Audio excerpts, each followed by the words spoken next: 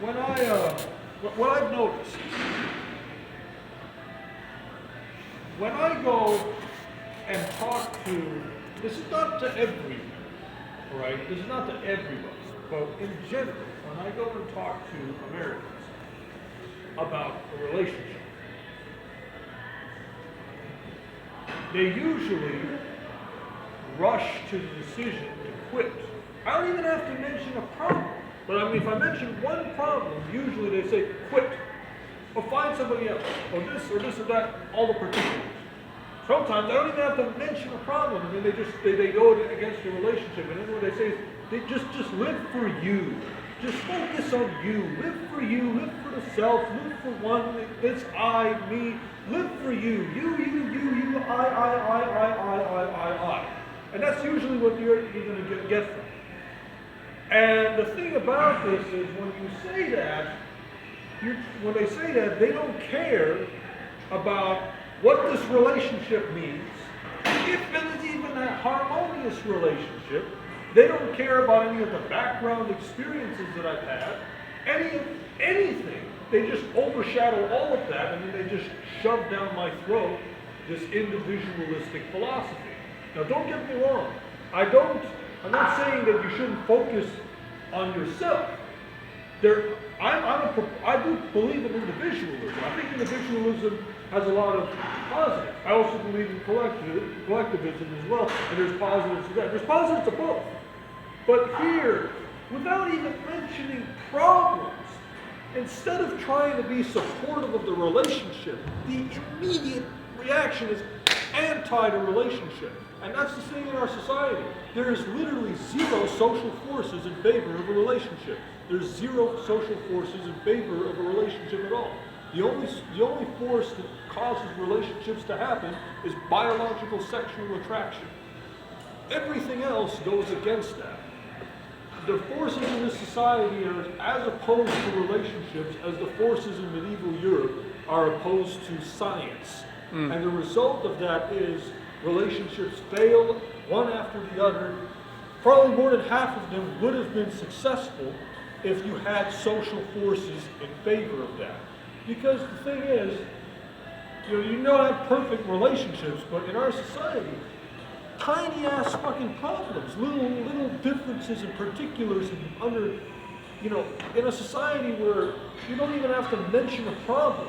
And in most cases, they immediately attack the relationship and attack your love and all that stuff. Of course. And the result of that is what? The massive divorce rate that we have. More than half of all children are raised in single-parent homes. Child support is essentially a colloquial phrase. It might as well just be, used like any other colloquial phrase. And all of that is a result. It's not an accident. It's a byproduct of a society whose thinking is in that direction.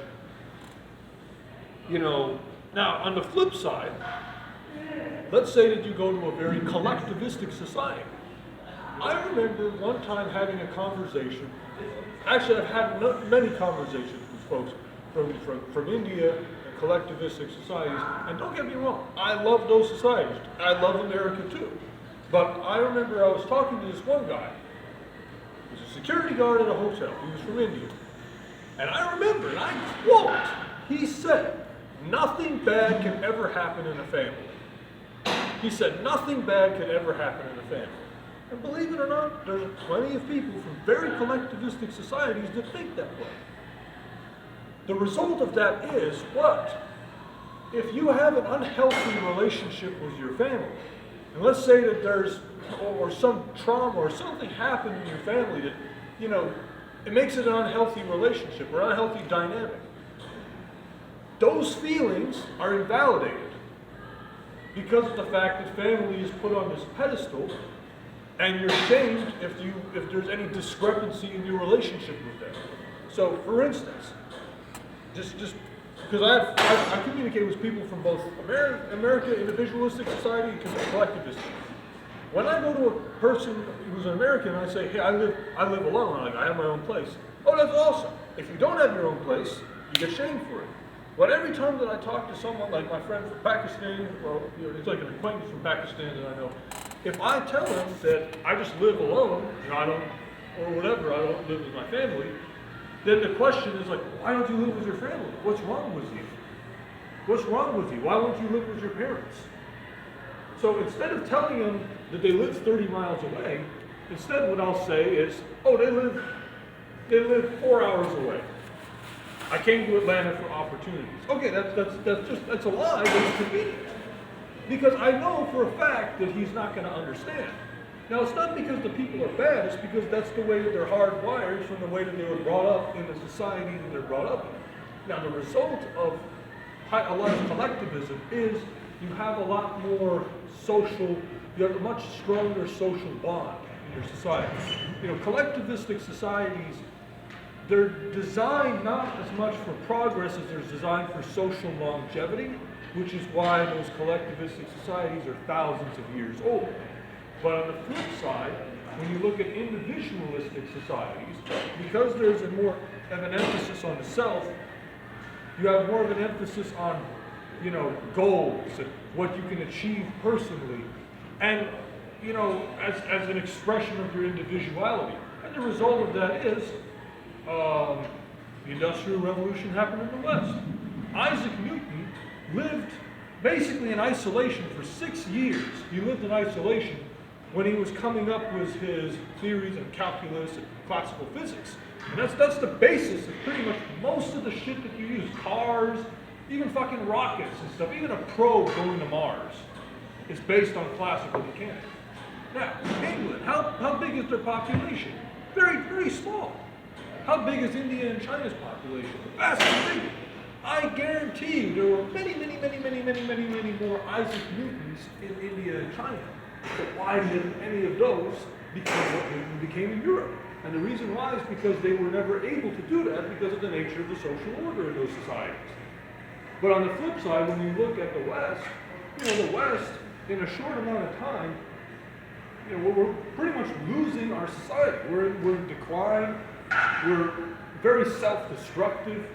So the thing about it is, the difference is, the individualistic approach can create or yield great results, whereas the collectivistic approach can create more harm. Now, when the collectivistic approach is exposed to the innovations from an individualistic society, they can mobilize to be able to advance, but how? By creating pressure on the individual that in order to be socially acceptable, you have to achieve this X amount. And in America, in fact, we kind of have that as well, but not as strong as in some other societies. And when you have that barometer, it's not inspiration-driven, it's shame-driven, but it can be incredibly effective. Look at Japan, right? Incredibly effective. Very successful collectivistic society that mobilized itself as a reaction to the West. In the absence of the West, they'd probably still be living in the 1700s. But when exposed to the West, and as a reaction to the West, the way that they mobilize allows for a lot of great advancement. So no society is purely individualistic or purely collectivistic, right? All societies are a mixture of the two. Some of them are more individualistic than the others are more collectivistic than the others. So you gotta have a balance, because there's benefits to both. I am not anti-individualism, I'm not anti-collectivism. I like them both. But you gotta have harmony between the two. I would say in America today, we're hyper-individualistic. To the people who keep on saying just I, which again, I'm not saying that you shouldn't focus on you. Imagine if, they denigrate the whole meaning behind to love and be loved. All human beings, they want to love and be loved. They want to love and be loved. I guarantee you, even the most introverted person wants to love and be loved. Right? It's a natural human desire. Imagine if you went your entire life Nobody ever gave you any love. Not your mother, not your father, not your brothers, not even a fucking cat, not a dog. Absolutely no breathing, living, conscious anything on the face of the earth never showed you any kind of affection. Imagine what you would be like. If that's how individualistic we are, we might as well take it to that extreme. Because that's exactly what they think. On the flip side, when it was extreme collectivism, there is no self. There is no self-differentiation.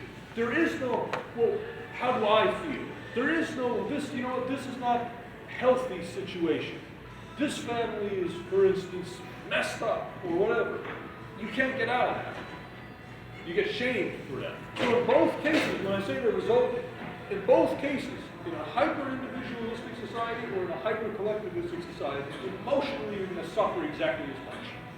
Emotionally you're going to be discriminated on the deepest of levels exactly 100% as much. It's just the approach is different. And the reason why is because in both cases, what's happening is what you feel inside your heart is invalidated, either because it involves someone else or because it involves you. Either because you love this person and you're told, fuck it, or this situation is not healthy, being with this person or being in this environment, even though there's family or whatever, or you're married or whatever, but then you have to stay there because how you feel, well, fuck it. And so in both cases, you create problems. You have to have balance, you have to have harmony in between so that you alleviate the problems of both. But that's the reason why when I interact with people, if I tell them they're overly individualistic, I know exactly what not to talk to them about. Because I know exactly what's going to happen. If I can tell they're overly collectivistic, I know exactly what not to talk to them about. And what I'll do is, I'll talk to overly individualistic people about some things. And I'll talk to overly collectivistic people about other things and try to use both of them to create some kind of balance and use one or the other based on what I need. But, that's just some of my thoughts. That's just some of my thoughts. And again, I'm not doing a drive-by of anybody, because, again, there's positives and negatives to both. A very collectivistic society will last a long fucking time. A long fucking time. A very individualistic society won't. But a very individualistic society has more expression. A very individualistic society also has more, innovation. But actually what's interesting is, at a certain point, a society that is too individualistic or too collectivistic has an equal amount of narcissism. They will both yield just as toxic, narcissistic individuals. They just do it differently. In an overly individualistic society, what happens is there's so much of an emphasis on me that me becomes placed up on the ladder. And so that's narcissism from there. But then in an overly collectivistic society, because you have so much, you care so much about what the group thinks, it becomes a benefit to brandish yourself. It becomes a benefit to brandish yourself and make yourself, or show off a lot.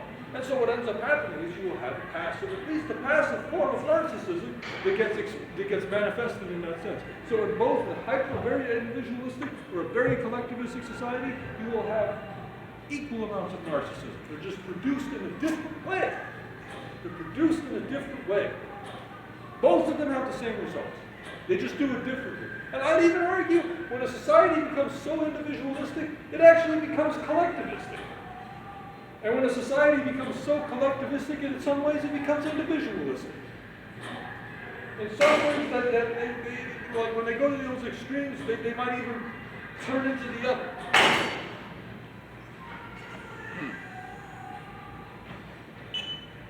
Done?